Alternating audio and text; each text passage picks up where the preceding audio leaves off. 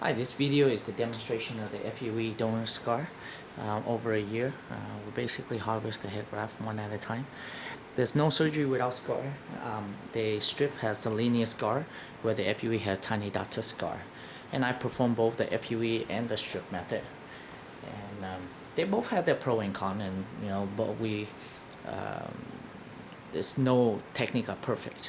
But this is the demonstration of the FUE donor scar. Again, the result vary from one individual to another. Some can be harder to see, and someone can be more visible. But there's just no surgery without scar. The scar is there, but it's hard to see.